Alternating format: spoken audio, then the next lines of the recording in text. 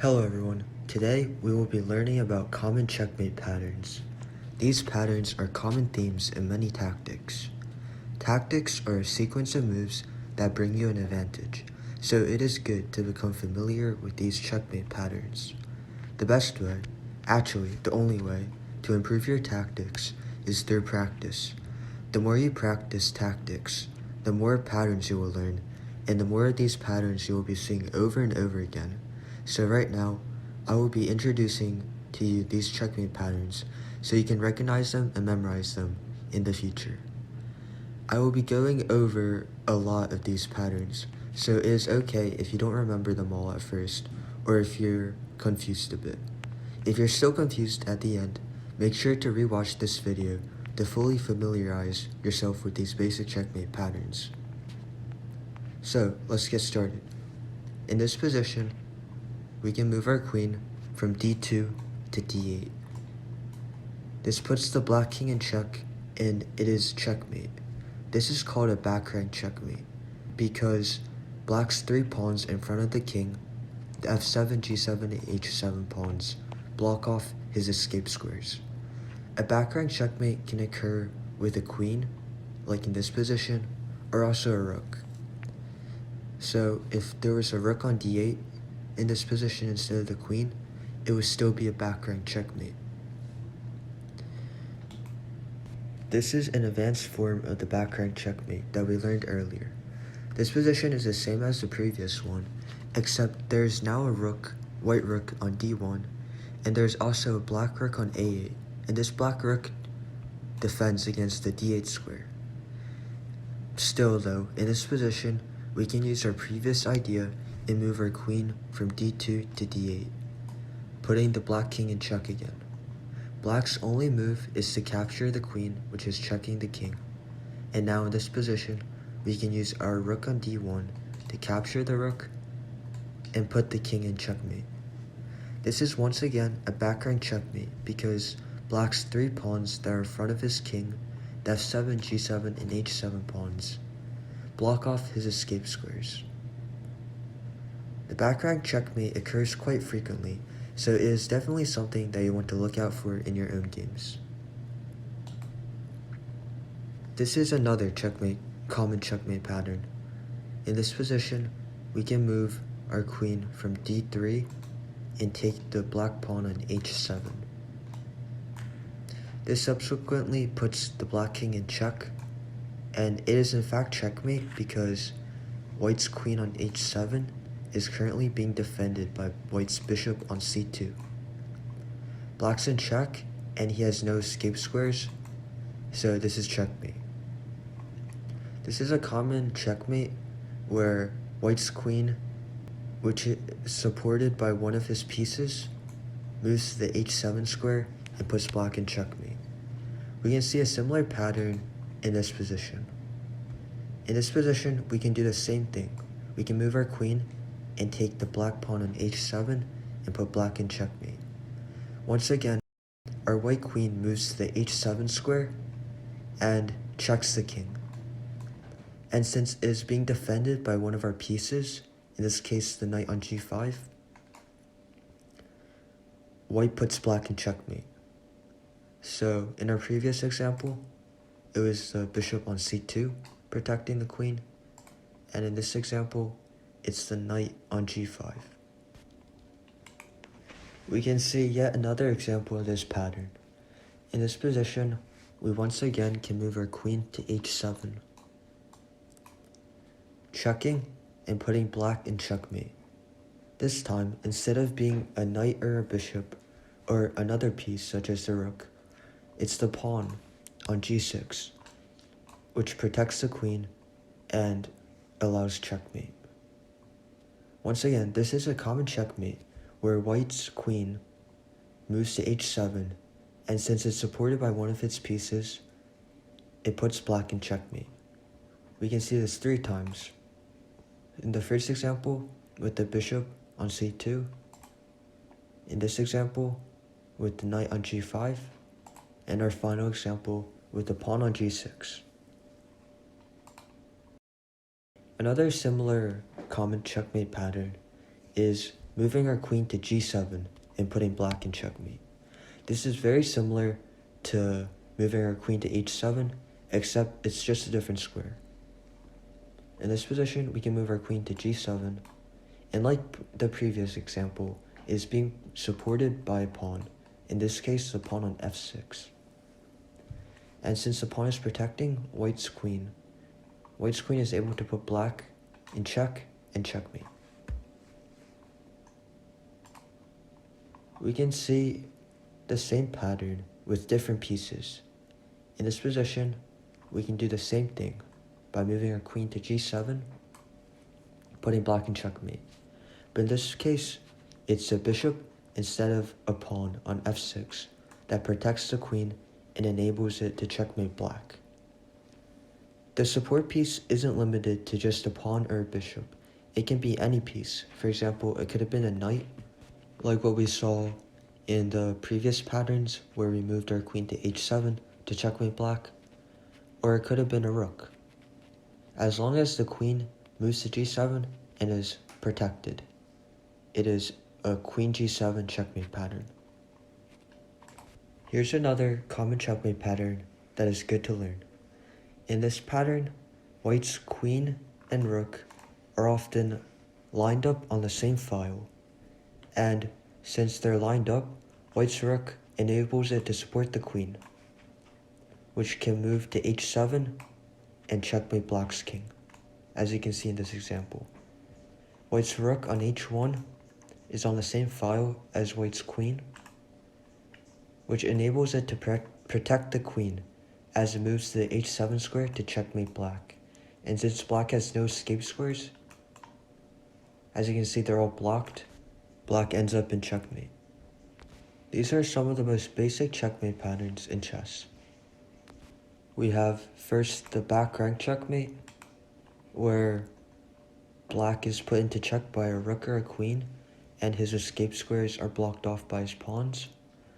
We also have queen h7 checkmates, where we move our queen to h7 and checkmate black because one of our pieces is supporting our white queen. Similarly, we have the g7 checkmates, where our queen moves to g7, and like the h7 checkmate, it is supported by one of our pieces, which enables us to checkmate the black king. And finally, we have these checkmates, where our queen and rook are aligned on the same file, which enables the rook to support the queen as it moves to check and checkmate black. That was a lot, so let's review these common checkmate patterns through puzzles. In this position, where should white go? Pause the video and I will reveal the solution in 3 seconds.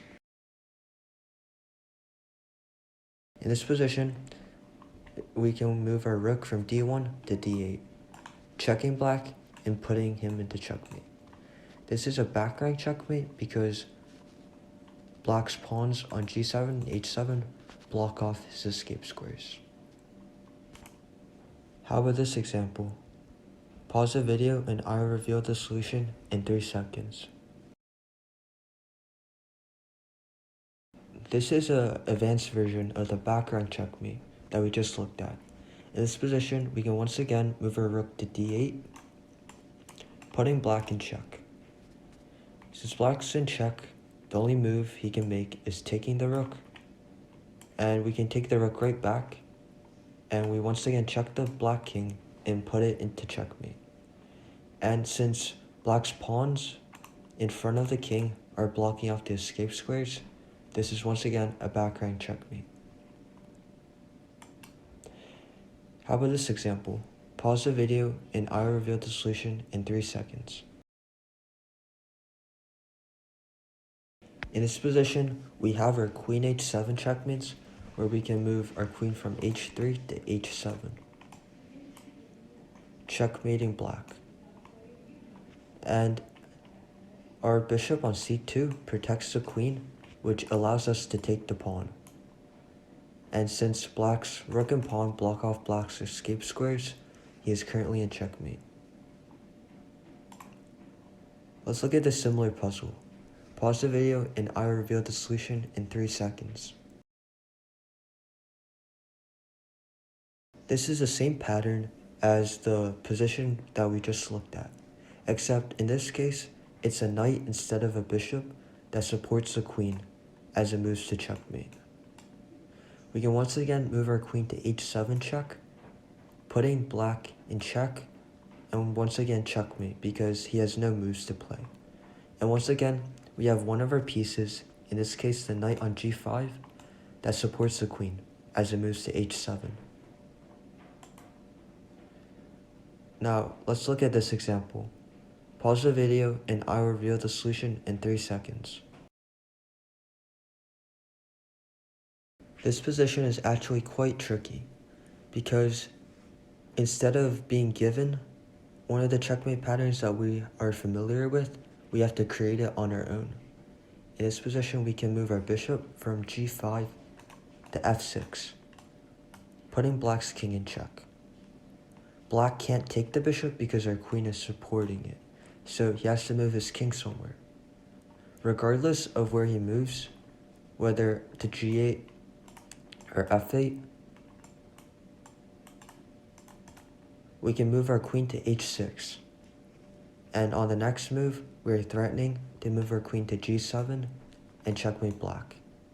You might now recognize this pattern as we have our standard queen on h6, and we have a piece on f6 that supports the queen as it threatens to go to g7 and checkmate black.